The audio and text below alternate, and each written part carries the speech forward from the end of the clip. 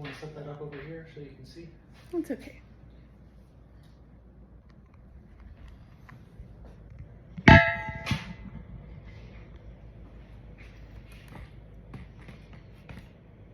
Can you still see that? Okay.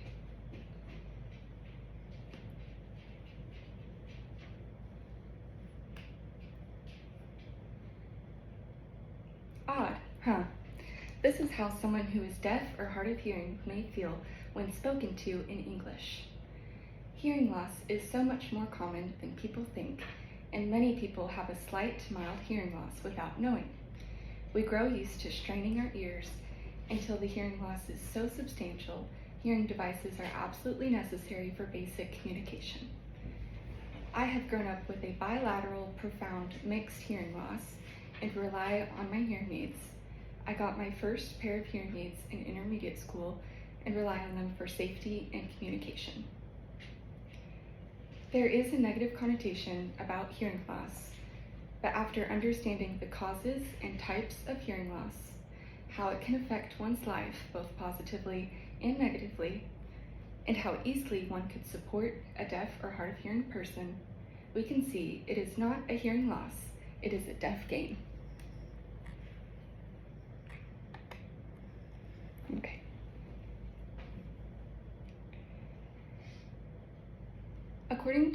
First and foremost, what is hearing loss? According to the Johns Hopkins Medicine hearing loss page, there are many causes for hearing loss, including genetics, extended exposure to loud noises, head injury, damage to parts of the ears, infection, illness, circulatory problems like high blood pressure, certain prescription drugs, age, and many other causes. There are 3 types of hearing loss: sensorineural, conductive, and mixed. Sensorineural hearing loss occurs with damage to parts of the ears. This could be the auditory nerves, the bones in the ears, or the hairs in the cochlea. Although hearing devices can help, sensorineural hearing loss could not be restored as there is damage to the ear itself. The second type of hearing loss is conductive hearing loss.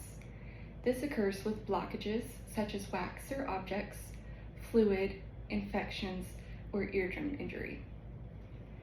Mixed hearing loss is a mix of the 2 types, typically having a sensorineural hearing loss to begin and developing and worsening with a conductive hearing loss. This is the case for my hearing loss, having a sensorineural hearing loss with damage to my auditory nerve and it worsening with a conductive hearing loss due to chronic ear infections and many failed reconstructive eardrum surgeries as a child. According to a 2023 infographic article from the American Speech Language Hearing Association, hearing loss is ranged from -10 to 15 is normal, 16 to 25 is slight, 26 to 40 is mild, 41 to 55 is moderately severe, 56 to 70 is severe, 71 to 90 is moderately severe, 71 to 90 is severe, and above 90 decibels is profound. Many people have a slight hearing loss, and it is noticeable around the mild range.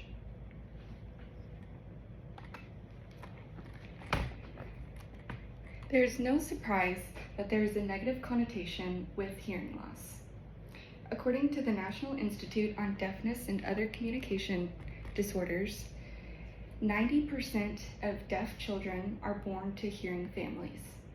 Additionally, 50% of hearing loss is due to genetics, while the remaining 50% is due to injury, trauma, illness, or other unexpected causes, meaning that 50% of hearing loss can include some of you in this room at some point. Knowing and expecting you could lose your hearing will not only help aid in the shock if or when it happens, but also create a better understanding for the deaf and hard of hearing who may be around you. The negative connotation is one of the biggest things we as a society need to work on within the deaf community. There are some negatives to hearing loss, like missing out on some things, certain activities may not be as fun or enjoyable, and the safety concern. But just because the ears do not work does not mean the person does not work. Eyes, hands, heart, mind, body, and soul. The only thing that separates a hearing person from a person who is deaf or hard of hearing is the ear's ability to intake and process sound waves.